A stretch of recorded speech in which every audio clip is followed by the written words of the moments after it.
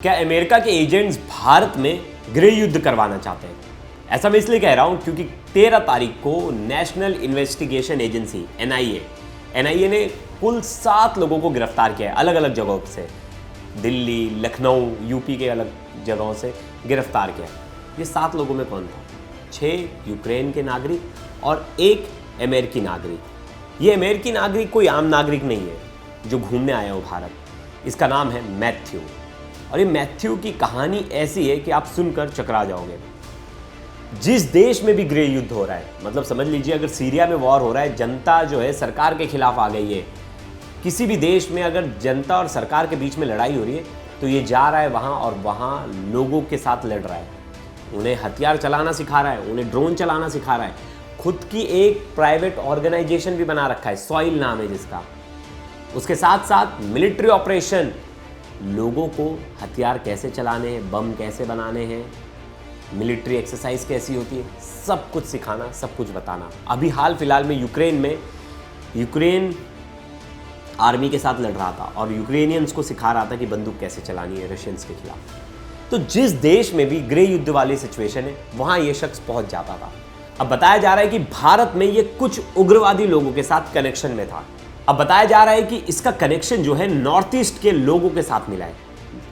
अब ये भारत में क्यों था और नॉर्थ ईस्ट के लोगों के साथ इसका क्या कनेक्शन है, मणिपुर में इसका क्या कनेक्शन है? मणिपुर में आपने देखा था कुछ समय पहले हिंसा हुई थी, तो कहीं ये हिंसा के पीछे ये इन्वॉल्व तो नहीं था? वहाँ जो लोगों के पास बंदूकें पहुँच रही हैं, जो लोग वहाँ लड़ रहे हैं सेना से और आर्मी से और आपस में भी, तो उनके पीछे इसका तो हाथ नहीं है। कई अखबारों में, कई खबरों में बताया गया कि ये अमेरिकी एजेंट भी है, ये CIA का एजेंट है। खुद को डॉक्यूमेंट्री मेकर बताता है, खुद को फिल्म मेकर बताता है, खुद को जर्नलिस्ट बताता है, खुद को कभी कभी बिजनेसमैन बताता है। आखिर मैथ्यू है कौन? तो इस खबर में हम डिटेल में जानेंगे शुरुआत से लेकर अंत तक कि NIA ने अब तक क्या कुछ किया, ये मैथ्यू है कौन, जो 6 नागरिक अरेस्ट हुए वो कौन है, म्यांमार से इसका क्या कनेक्शन है, नॉर्थ ईस्ट से इसका क्या कनेक्शन है और म्यांमार और नॉर्थ ईस्ट का क्या कनेक्शन है, सब कुछ बताऊंगा आपको डिटेल में। लास्ट तक इस वीडियो में बने रहिएगा। नमस्कार, मेरा नाम है प्रियेश पांडे और आप देख रहे हो क्राइम तक। नेशनल इन्वेस्टिगेशन एजेंसी NIA ने सर्च ऑपरेशन कर रही थी और जितने विदेशी भारत में हैं, बताया जा रहा था कि भारत में कुछ लोग जो है गृह युद्ध वाली स्थिति चाहते हैं और चाहते हैं कि भारत के अलग अलग पार्ट्स में लोग आपस में लड़े, सरकार के खिलाफ लड़े, लोग जंग वाला माहौल बना दे। और जो हाल नेपाल में हुआ और अलग अलग कंट्रीज़ में हुआ, वो हाल भारत में भी हो। ऐसे में कई एजेंट्स जो हैं वो एक्टिव हैं और अमेरिकी एजेंट्स, जैसे बताया जाता है कि CIA का हाथ है बांग्लादेश और नेपाल में सत्ता परिवर्तन कराने में। NIA को एक इनपुट मिलता है कि कुछ अमेरिकी नागरिक और कुछ यूक्रेनियन नागरिक जो है भारत में मौजूद हैं और उसमें से जो एक नाम है मैथ्यू डाइक, ये भारत में मौजूद है और ये तो NIA के हिसाब से CIA का एजेंट है। और NIA क्या, बाकी बहुत सारे कंट्री में ये जाकर लड़ाई लड़ता था। तो ऐसे में इसकी गतिविधि जो थी वो थोड़ी सी सस्पिशियस लगी और पता चला कि नॉर्थ ईस्ट में जो हिंसा वाली जगह है वहाँ के लोगों से कनेक्टेड है, फिर म्यांमार में जहाँ हिंसा चल रही वहाँ के लोगों के साथ कनेक्टेड है। ऐसे में ये भारत में क्या कर रहा था, ये अपने आप में सवाल था। तो पुलिस ने और NIA ने जॉइंट ऑपरेशन में इसे एयरपोर्ट से गिरफ्तार कर लिया। वहीं दिल्ली, लखनऊ, कलकत्ता अलग अलग एयरपोर्ट से इन सबको गिरफ्तार किया गया है। अब इसमें से 7 टोटल लोग हैं, जिसमें से 6 जो है यूक्रेनियन नागरिक है। अब जैसे यूक्रेनियन नागरिक को गिरफ्तार किया गया, तुरंत यूक्रेन सरकार की तरफ से दलील दी गई कि ये हमारे आम नागरिक है, आप इन्हें क्यों अरेस्ट कर लिए, इन्हें छोड़िए। लेकिन एजेंसी का ऐसा कहना है कि इनकी गतिविधि थोड़ी सी सस्पिशियस है और ये टेरर फंडेड ग्रुप के साथ जुड़े हुए हैं। जो म्यांमार में लड़ाई लड़ रहा है, जो नॉर्थ ईस्ट में लड़ाई लड़ रहे हैं, उनके साथ ये जुड़े हुए हैं। तो ये हैं कौन? अब ये सब चीज़ें चल रही थी, उस बीच सबसे अहम नाम सामने आया, वो था मैथ्यू का। कि मैथ्यू है कौन, क्योंकि हर किसी की नज़र जो है मैथ्यू पर ही है कि मैथ्यू भारत में क्या कर रहा था, म्यांमार से उसका क्या कनेक्शन है और अमेरिका का ये एजेंट है या नहीं है। तो इस पर सबका सवाल था। और अब हम जानते हैं कि मैथ्यू है कौन। वैसे देखिए, इसका जन्म 11 जून 1979 में बाल्टीमोर में हुआ, अमेरिका में। इसने शुरुआत में पॉलिटिकल साइंस की पढ़ाई की यूनिवर्सिटी ऑफ मैरीलैंड से। उसके बाद इसने सिक्योरिटी स्टडीज़ की जॉर्जिया टाउन यूनिवर्सिटी से। यहाँ से इसने सोचा कि अब मैं पूरे देश में भ्रमण करूँगा। तो इसने जितने भी अरब कंट्रीज़ हैं वहाँ ये निकल गया बाइक से, और ये मार्को, लीबिया, मिस्र, सीरिया, इराक, ईरान, अफगानिस्तान 4 साल तक मिडल ईस्ट में घूमता रहा। बोलता कि मैं वहाँ वीडियो बनाऊंगा, डॉक्यूमेंट्री बनाऊंगा, और वीडियो वगैरह शूट भी करता रहा। इस बीच सबको लगता था ये डॉक्यूमेंट्री मेकर है, और जहाँ जहाँ युद्ध चल रहा है, जहाँ जहाँ लड़ाई चल रही है, वहाँ वहाँ ये चला जाता था वीडियो बनाने। अब ये धीरे धीरे युद्ध में जुड़ता ही चला गया, मतलब पहले युद्ध कवर करने गया था, अब ये डायरेक्ट युद्ध में इन्वॉल्वमेंट हो गया। अब मैथ्यू एरॉन वैन डाइक, इसका जो पूरा नाम है ये लिखता है, और कई जगह इसका नाम मैथ्यू डाइक लिखा जाता है। अब मैथ्यू डाइक जो है अमेरिका से, यहाँ सबसे तो फिल्म मेकिंग का बहाना बना के अमेरिका से बाहर तो निकल जाता है, और इन सब कंट्रीज़ में जहाँ भी लड़ाई चल रही है वहाँ वो जाकर डॉक्यूमेंट्री शूट कर रहा था। बीच में पत्रकार बन गया, और पत्रकार बनकर सीरिया चला गया, बोला कि मैं पत्रकार हूँ और मैं सीरिया में कवर करने आया हूँ।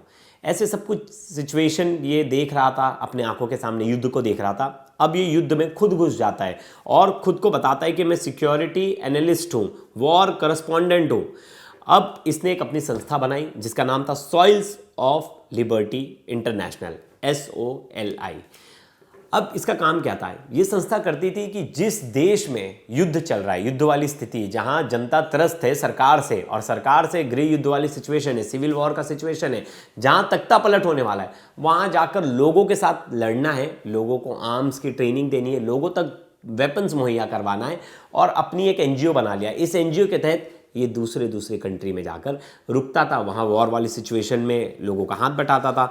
अब ऐसे में ये पहली इसकी जो लड़ाई शुरू हुई, मतलब ये पहला कदम कहाँ रखता है, तो 2011 में लीबिया के युद्ध में पहली बार ये अपना कदम रखता है। और बताया जाता है कि लीबिया में मुनव्वर गद्दाफी के खिलाफ, मुनव्वर गद्दाफी नाम है, मुनव्वर गद्दाफी के खिलाफ विद्रोह चल रहा था। ऐसे में उनके खिलाफ ये लड़ना शुरू कर दिया।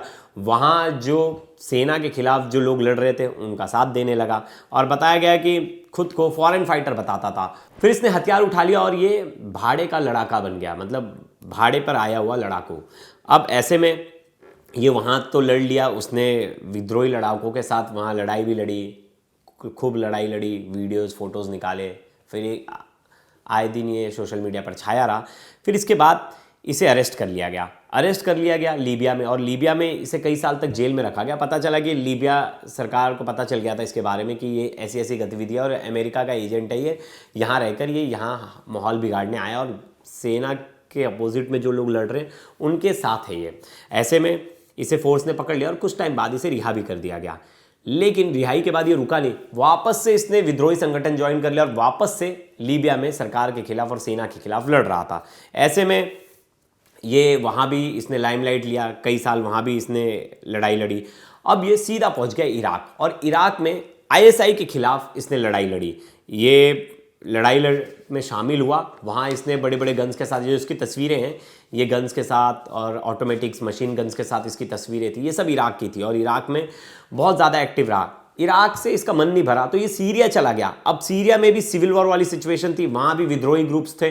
अब वहाँ भी ये पहुँच गया, और वहाँ भी ये विद्रोही ग्रुप्स के साथ लड़ाई लड़ रहा था। ऐसे में अब इसका काम यही था कि जहाँ जिस देश में भी लड़ाई हो रही है वहाँ पहुँच जाना है, और सिविल वॉर वाली सिचुएशन है तो वहाँ जाकर विद्रोही ग्रुप्स के साथ लड़ना है। लेकिन देखिए, जितने देशों के मैंने नाम बताए, इन हर देश में जो वॉर की सिचुएशन पैदा हुई है वो कहीं ना कहीं उसके पीछे अमेरिका था, और अमेरिकी नागरिक ऐसे NGO बनाकर और विद्रोही ग्रुप्स के साथ लड़ना साफ तौर पर दिखाता है कि इसके पीछे अमेरिका का कहीं ना कहीं हाथ है। अब ऐसे में इसका मन नहीं भरा। अब यूक्रेन और रशिया का जो युद्ध शुरू हो गया, उसमें ये चला गया यूक्रेनियन आर्मी को और यूक्रेनियन सिविलियंस को, वहाँ के जो आम जनता है उनको ट्रेनिंग देने, उनको बंदूक चलाना, वेपन्स कैसे चलाने, ग्रेनेड कैसे चलाना है, और वेपन्स बनाना कैसे, ये सब चीज़ों की ट्रेनिंग देने लगा, ड्रोन उड़ाने की ट्रेनिंग देने लगा। तो वहाँ इसने अपनी एक खुद की प्राइवेट आर्मी बना ली, और यूक्रेनियन आर्मी के साथ मिलकर रशिया के खिलाफ लड़ाई लड़ने लगा। ये 2022 की बात बता रहा हूँ मैं आपको। अब यहाँ से इसका मन नहीं भरा, अब ये देख रहा था कि अब कौन सा देश बचा है। अभी इसने अरब के पूरे देशों में तो इसने हमला कर ही दिया था, फिर ये अरब के देशों में जनता के साथ लड़ भी रहा था। अब इसकी नज़र पड़ी एशिया में देखा कि नेपाल में सत्ता परिवर्तन हो गया है, बांग्लादेश में सत्ता परिवर्तन हो गया है। अब म्यांमार जो है, म्यांमार में सिचुएशन खराब है। आपको पता होगा म्यांमार में 2021 से ही सेना का राज्य, मतलब आधे म्यांमार पर सेना का कब्जा है, आधे म्यांमार पर जो है वो वहाँ की सरकार का कब्जा है। सेना बोलती है हम सरकार चलाएंगे, वहाँ की सरकार बोलती है हम सरकार चलाएंगे। आम जनता जो है उन्होंने खुद की प्राइवेट आर्मी बना ली। वो कह रहे हैं कि हमें लोकतंत्र चाहिए, हमें सेना का दखल अंदाजी नहीं चाहिए राज्य चलाने में, सरकार चलाने में। अब ऐसे में सेना के जो वहाँ के आर्मी प्रमुख है वही इस वक्त जो है सेना चला रहे हैं। और 2021 में तख्ता पलट हुआ था, जिसके बाद से अभी तक वहाँ सेना का कब्जा। और अलग अलग ग्रुप्स वहाँ, जैसे एथनिक्स आर्म फोर्स ग्रुप है एक जो म्यांमार में, वो वहाँ सेना के खिलाफ लड़ रही है। और उनको गन्स पहुँचाना, उनको ट्रेनिंग देना और उनके लड़ाकों को जो है ग्राउंड हेल्प करना, ड्रोन से कैसे हमला करते, ये ट्रेनिंग दे रहा था। ये 6 यूक्रेन के जो नागरिक है इन्हें लेकर जो है वहाँ म्यांमार के लड़ाकों को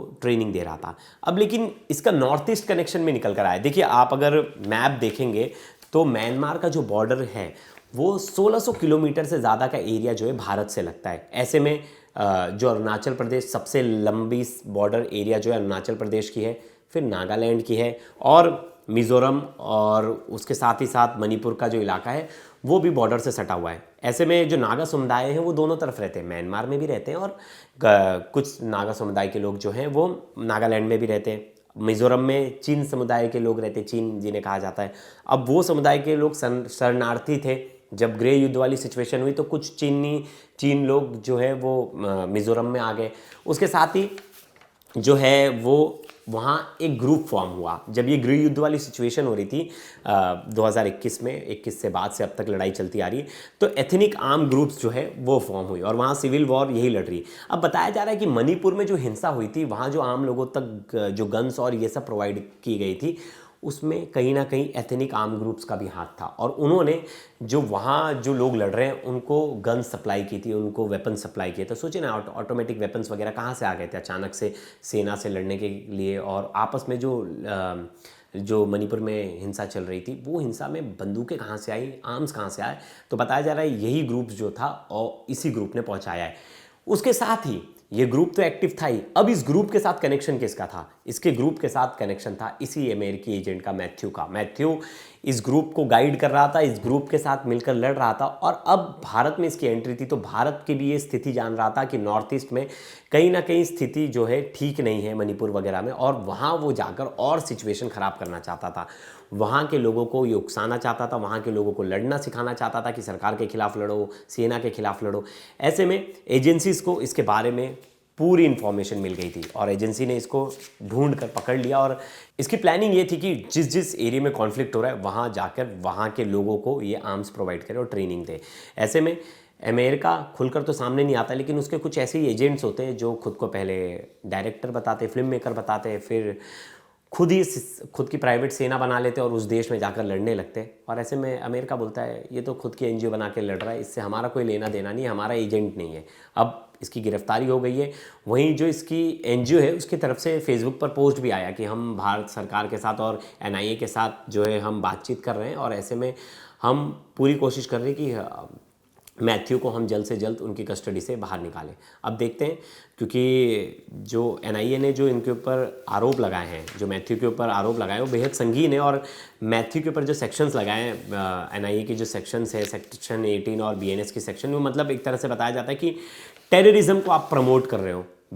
जो आतंकवादी साजिश में जो धारा 18 लगाई जाती है वो बहुत ही सीरियस है और बीएनएस की धाराओं में भी केस दर्ज किया गया है। अब ऐसे में देखना होगा ये यूक्रेनियन नागरिक और इन्हें क्या सरकार को रिलीफ देती है या ये यहाँ जेल में रहेंगे और इनके ऊपर केस चलेगा, क्योंकि अमेरिका की तरफ से अभी तक कोई आधिकारिक बयान नहीं आया, ना अमेरिकी गवर्नमेंट में अभी तक मैथ्यू के लिए किसी ने बातचीत की है। तो ऐसे में ये बताया जा रहा है कि ये CIA का एजेंट है और ये घूम घूम कर हर देश में विद्रोहियों का साथ देता है और सत्ता परिवर्तन की कोशिश करता है, वहाँ सत्ता परिवर्तन हो जाए। तो ऐसे में क्या साजिश थी इसकी?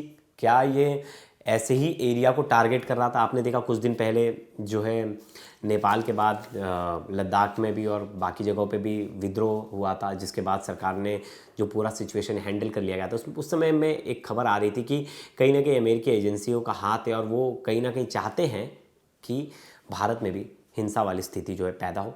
तो दोस्तों, इस खबर पर मेरी नज़र बनी रहेगी। आगे जो भी अपडेट आएंगे मैं आप तक लेकर आऊँगा। तब तक के लिए धन्यवाद। आपकी जो राय होगी इस कमेंट बॉक्स में बताइएगा। तब तक के लिए धन्यवाद।